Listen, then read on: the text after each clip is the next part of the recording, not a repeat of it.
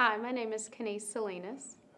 How did it feel to become a mother the first time?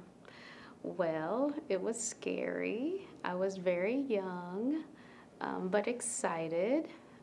Well, being 17 years old, I had no idea what parenthood would be like. But I knew I had a lot of goals that I wanted to accomplish, and there was a lot of things that I wanted to do for my children.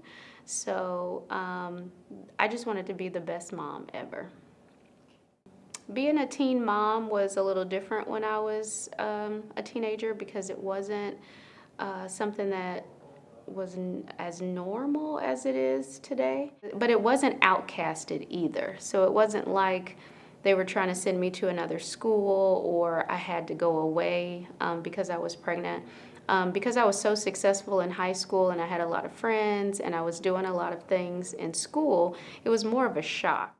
And so I didn't have a lot of social pressure because I just had a lot going on, and so positively. So having a child, because I had a lot of family support, they helped me in both of those areas. So they took care of my child while I finished out my school, and it was just a good scenario for me.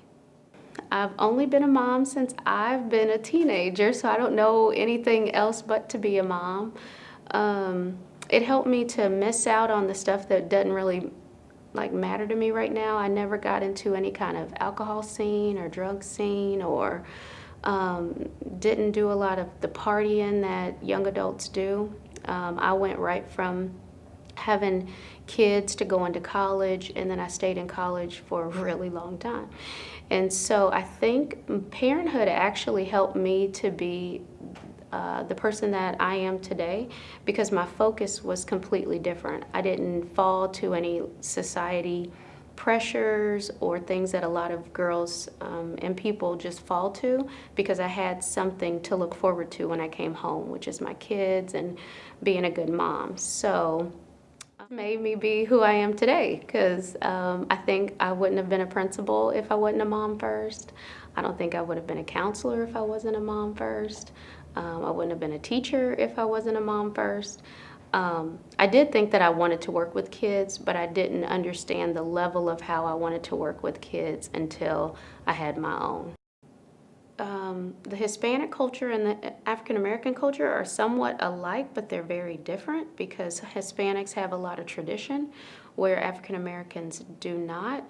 Our tradition comes with loving our families and the American tradition of embracing like Christmas and holidays and birthdays, whereas my husband's traditions were more about their culture and their food and their gatherings and bringing everybody together in that way, which is it's a kind of the same, but it was just a little bit different because the Hispanic culture is just so rich in family, which African Americans are too, but it's a little bit different.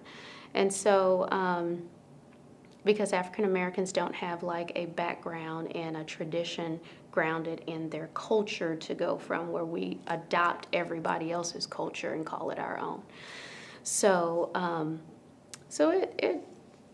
it was interesting. It still is interesting because every day is something new, and now we've invited more culture to our family. We have other cultures that have come into our families, and so we adapt, we adjust.